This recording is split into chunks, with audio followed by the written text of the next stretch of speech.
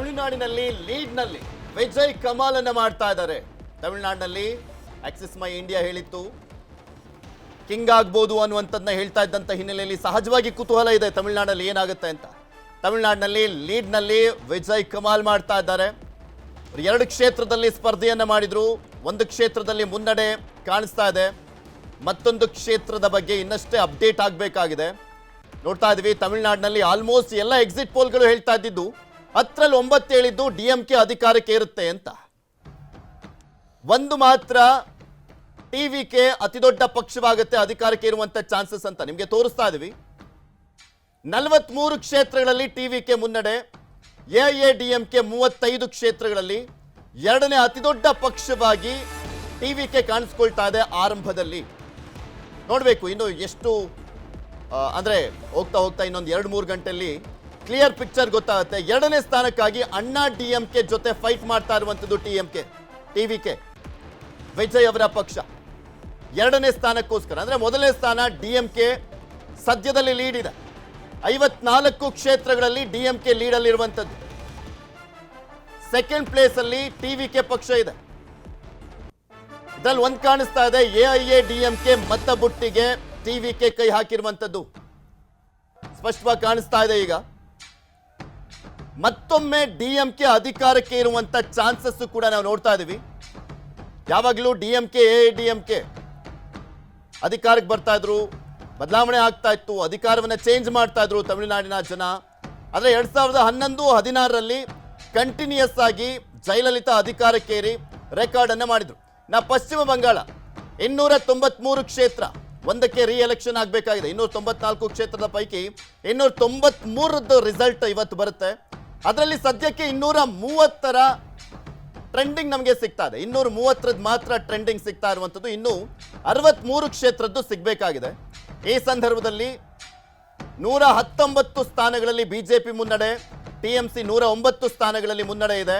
ಕಳೆದ ಬಾರಿ 0 ಇದ್ದಂತ ಕಾಂಗ್ರೆಸ್ 5 ಕ್ಷೇತ್ರಗಳಲ್ಲಿ ಮುನ್ನಡೆಯನ್ನ ಕಾಯ್ದುಕೊಂಡಿದೆ. ಇನ್ನ ಕೇರಳಂನಲ್ಲಿ ನಿಮಗೆ ತೋರಿಸ್ತಾ ಇದೀವಿ, ಎಲ್ಡಿಎಫ್ ಮತ್ತೆ ಯುಡಿಎಫ್ ನಡುವೆ ನೇರ ಹಣಾಹಣಿ. ಆಲ್ಮೋಸ್ಟ್ ಎಲ್ಲವೂ ಕೂಡ ಹೇಳಿದ್ದು ಎಲ್ಲ ಎಕ್ಸಿಟ್ ಪೋಲ್ಗಳು ಯುಡಿಎಫ್ ಅಧಿಕಾರಕ್ಕೆ ಇರುತ್ತೆ ಅಂತ. ಆದ್ರೆ ನೆಕ್ ಟು ನೆಕ್ ಫೈಟ್ ಇದೆ. 62 ಕ್ಷೇತ್ರಗಳಲ್ಲಿ ಎಲ್ಡಿಎಫ್, 62 ಕ್ಷೇತ್ರಗಳಲ್ಲಿ ಯುಡಿಎಫ್. ಬಿಜೆಪಿ 2 ಸ್ಥಾನಗಳಲ್ಲಿ ಮುನ್ನಡೆಯನ್ನ ಕಾಯ್ದುಕೊಂಡಿದೆ.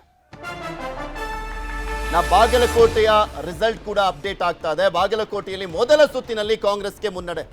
ಕಾಂಗ್ರೆಸ್ ತುಂಬಾ ಹೋಪ್ಸ್ ಅಲ್ಲಿ ಇದೆ, ಅಲ್ಲಿ ಗೆಲ್ತೀವಿ ಅಂತ.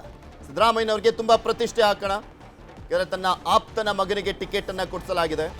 ಅನುಕಂಪ ವರ್ಕೌಟ್ ಆಗುತ್ತಾ ಕಾದ್ ನೋಡ್ಬೇಕು. ಬಿಜೆಪಿ ಅಲ್ಲಿ ಗೆಲ್ತೀವಿ ಅನ್ನುವಂಥ ನಿರೀಕ್ಷೆಯನ್ನ ಇಟ್ಕೊಂಡಿದ್ದಾರೆ.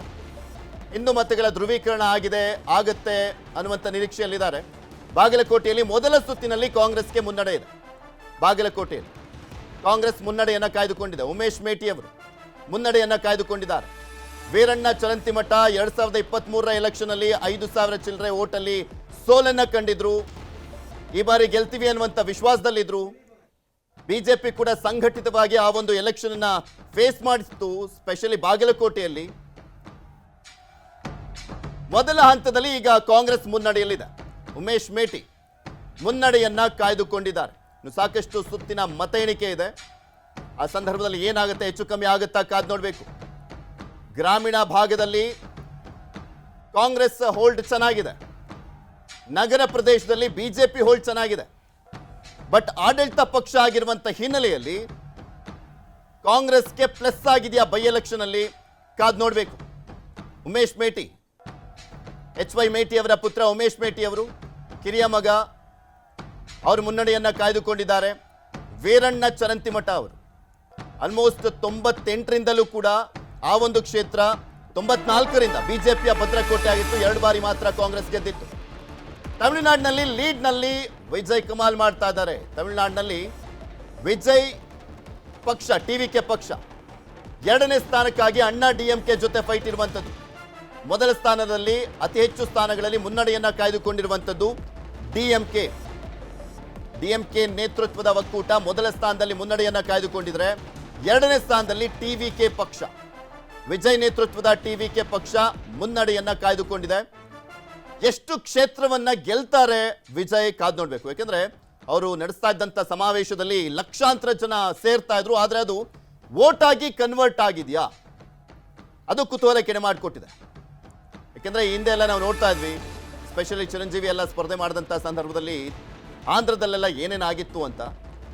ದೊಡ್ಡ ಸಂಖ್ಯೆಯಲ್ಲಿ ಜನ ಸೇರ್ತಾ ಇದ್ರು, ಆದರೆ ವೋಟ್ ಆಗಿ ಕನ್ವರ್ಟ್ ಆಗ್ತಾ ಇರಲಿಲ್ಲ. ಅರ್ಧ ಶತಕವನ್ನ ಪೂರೈಸಿರುವಂಥದ್ದು ಟಿವಿಕೆ ಲೀಡ್ನಲ್ಲಿ.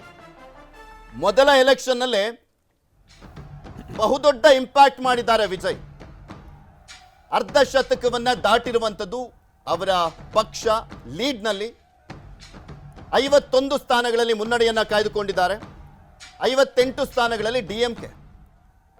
ತುಂಬಾ ಮುಂದೆ ಏನಿಲ್ಲ ಡಿಎಂಕೆ, 7-8 ಕ್ಷೇತ್ರಗಳ ವ್ಯತ್ಯಾಸ ಅಷ್ಟೇ ಕಾಣಿಸ್ತಾ ಇರುವಂಥದ್ದು. ಈ ಬಾರಿ ಯೂತ್ಸ್ ಹಾಗೆ ಮಹಿಳೆಯರ ವೋಟ್ಗಳು ಹೆಚ್ಚಾಗಿ ಸೆಳೆದಿದ್ದಾರೆ ವಿಜಯ್ ಅಂತ ಹೇಳಲಾಗ್ತಾ ಇತ್ತು. ಬಟ್ ಕಾದ್ ನೋಡಬೇಕು, ಇನ್ನು ಮುನ್ನಡೆಯಲ್ಲಿದ್ದಾರೆ. ಫೈನಲ್ ರಿಸಲ್ಟ್ ಅಲ್ಲಿ ಏನಾಗುತ್ತೆ ಅಂತ. ಇದು ಡಿಎಂಕೆ ಗೆದ್ದಿದ್ದೆ ಆದ್ರೆ ಇಂಡಿ ಒಕ್ಕೂಟ ಇನ್ನಷ್ಟು ಸ್ಟೇಬಲ್ ಆಗ್ತಾ ಹೋಗುತ್ತೆ. ಅಕಸ್ಮಾತ್ ಹೊಡ್ತಾ ಬಿದ್ದಿದ್ದೆ ಆದ್ರೆ ಇಂಡಿ ಒಕ್ಕೂಟದಲ್ಲಿ ಸಹಜವಾಗಿ ಮತ್ತಷ್ಟು ಅಸಮಾಧಾನಗಳು ಉಗಿಲೇಳುವಂತ ಚಾನ್ಸಸ್ ಇದೆ. ಯಾಕೆಂದ್ರೆ ಡಿಎಂಕೆ ತಮಿಳುನಾಡಿನಲ್ಲಿ ಅಧಿಕಾರವನ್ನ ಮಾಡ್ತಾ ಇದ್ದಂಥ ಹಿನ್ನೆಲೆಯಲ್ಲಿ ಅಲ್ಲಿ ನಾಯಕತ್ವ ಅನ್ನುವಂಥದ್ದು, ಸ್ಪೆಷಲಿ 2016ರಲ್ಲಿ ಜಯಲಲಿತಾ ಅವರು ಹೋದ ನಂತರ ಎಐಡಿಎಂಕೆಯಲ್ಲಿ ಒಂದು ವ್ಯಾಕ್ಯೂಮ್ ಕ್ರಿಯೇಟ್ ಆಗಿತ್ತು. ಅದನ್ನ ಫುಲ್ಫಿಲ್ ಮಾಡುವಂತ ನಿಟ್ಟಿನಲ್ಲಿ ಎಡಪ್ಪಾಡಿ ಪಳನಿಸ್ವಾಮಿ ಅಷ್ಟೊಂದು ಸಕ್ಸಸ್ ಆಗಿಲ್ಲ.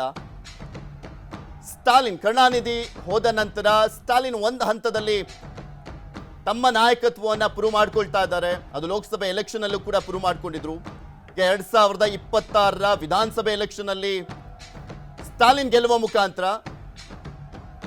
ಡಿಎಂಕೆ ಮತ್ತೊಂದು ಹಂತದಲ್ಲಿ ತನ್ನ ನಾಯಕತ್ವವನ್ನ ಬೆಳೆಸ್ಕೊಳ್ತಾ ಹೋಗುತ್ತಾ ಅನ್ನುವಂಥದ್ದಕ್ಕೆ ಉತ್ತರ ಸಿಗಬೇಕಾಗಿದೆ. ಸಾಕಷ್ಟು ವಿಚಾರಗಳು ಚರ್ಚೆ ಆಗ್ತಾ ಇದ್ವು ತಮಿಳುನಾಡಿನ ಎಲೆಕ್ಷನ್ ಸಂದರ್ಭದಲ್ಲಿ. ಈಗ ಟಿವಿಕೆ ಮುನ್ನಡೆಯಲ್ಲಿದೆ. 54 ಸ್ಥಾನಗಳಲ್ಲಿ ಟಿವಿಕೆ ಮುನ್ನಡೆಯಲ್ಲಿರುವಂಥದ್ದು. 53 ಸ್ಥಾನ ಡಿಎಂಕೆ, 56 ಸ್ಥಾನದಲ್ಲಿ ಟಿವಿಕೆ, 52 ಸ್ಥಾನ ಡಿಎಂಕೆ.